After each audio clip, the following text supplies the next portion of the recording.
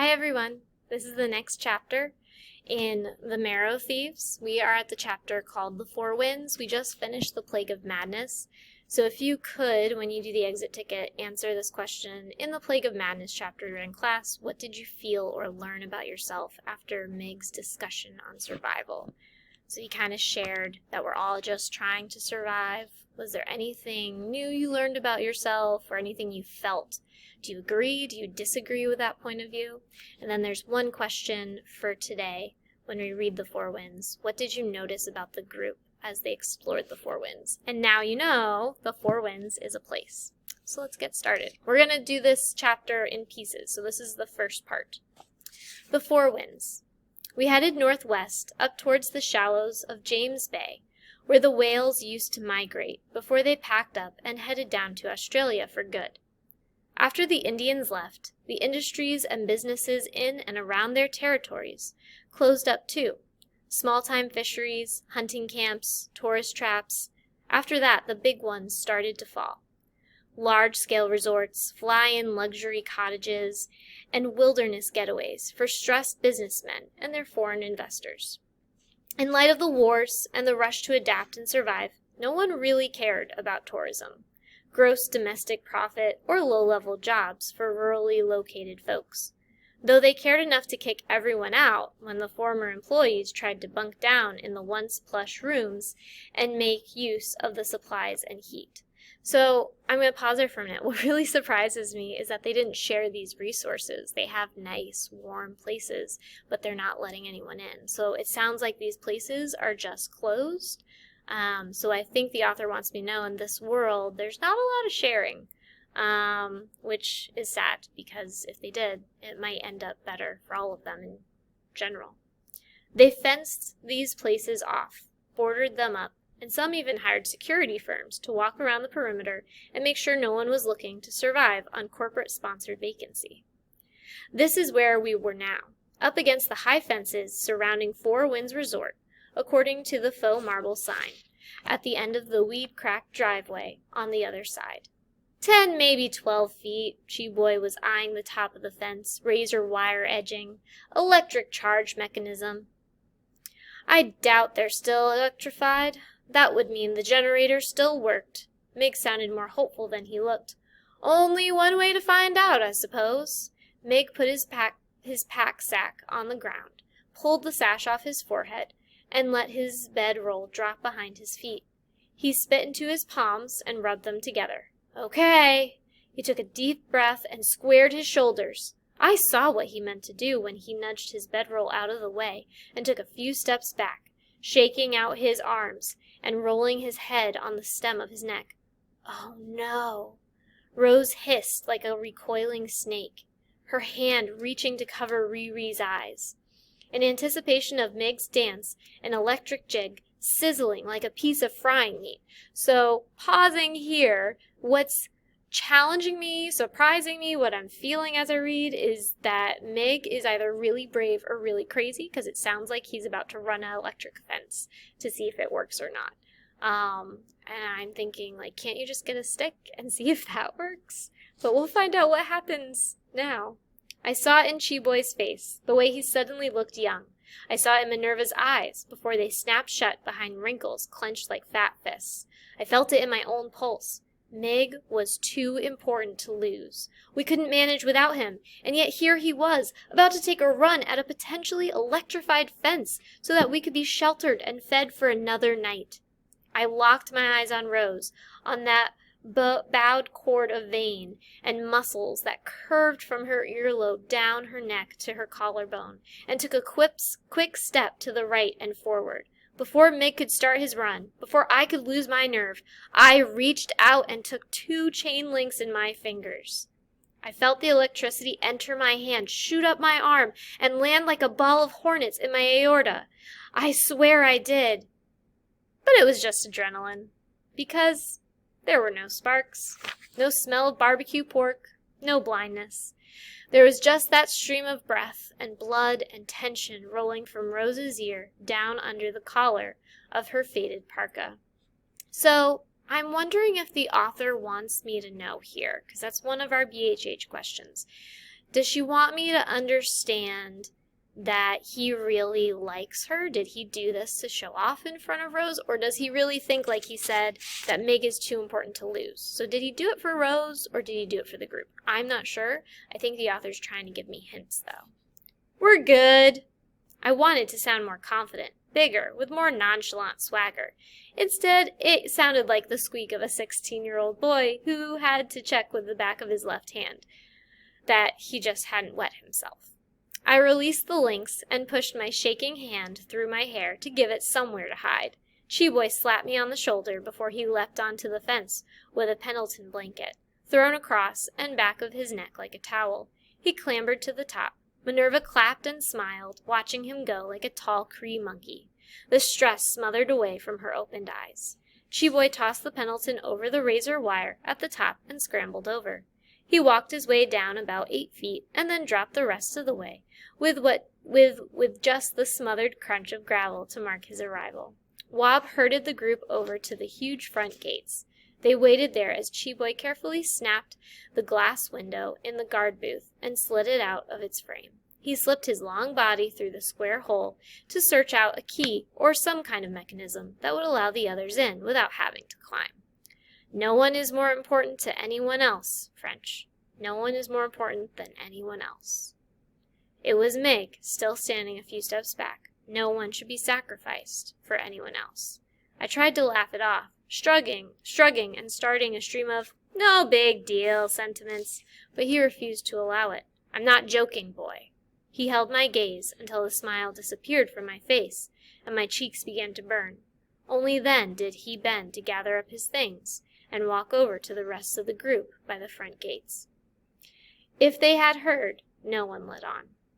I was busy feeling sorry for my unappreciated heroics and myself in general, and didn't see Rose there until she briefly took my hand. There was that electricity again. Except this time, the hornets had billowless wings, because they swarmed with texture and speed. She pressed the pad of her thumb into the shaking center of my hand, then let it go and walked away. That was all. The smile returned, slightly, in the wake of Meg's reproach. The gates popped open with a metallic screech, and we slipped through the small gap rust and an atrophy would allow. Cheeboy waited for me to step through last, and then locked the gates back up by hand. Then he slid by me in the shadows and made his way to the front, but off to the side so he could scout. I finally looked up when we turned the bend in the driveway and caught my breath. I'd spent most of my early life in the crumbling east end of the city, surrounded by urban decay and concrete waste, where the skyline looked like a ruined mouth of rotten teeth. That is, except for these last few years out in the bush, where we ran, and home was a campfire and a canvas tent. Not that it was bad, it's just that neither extreme had prepared me for the Four Winds resort. From the outside, it looked like an oversized cottage, all wood and peaks and log pillars holding up odd angles and juts. It rose 3 stories with a front entranceway that stretched out the front as a long corridor. We made our way to the doors and waited while Cheeboy snapped the locks off with the cutters he kept in his roll. Then Tree and Xingwang pried off the doors and opened the old doors with much effort and squealing of joints. Meg watched the darkness beyond the gates nervously. The moon lit the wide front hall in pale ribbons, turning the dust and broken bits of chair and wainscoting and climbing vines from feral house plants into fairy tale turrets. We walked slowly, out of habit, out of fear, but also, now out of reverence. This space felt untouched. We could feel the thrum of old activity sliding along the floorboards, caught in the keyholes of closed doors. Everything had been shut tight, while so much was still supposed to happen. The intent and plans hadn't had time to vacate, and here we were, now opening the lid of a sealed jar, and all the anticipation of a tomorrow, planned 1,000 yesterdays ago, came skittering to our feet like slick-shelled beetles. So a connection I have here, what I'm thinking and feeling, this would be my heart, is I can kind of relate to this because this feels a little like when COVID happened, everyone just stopped. COVID happened, it all stopped for a little bit.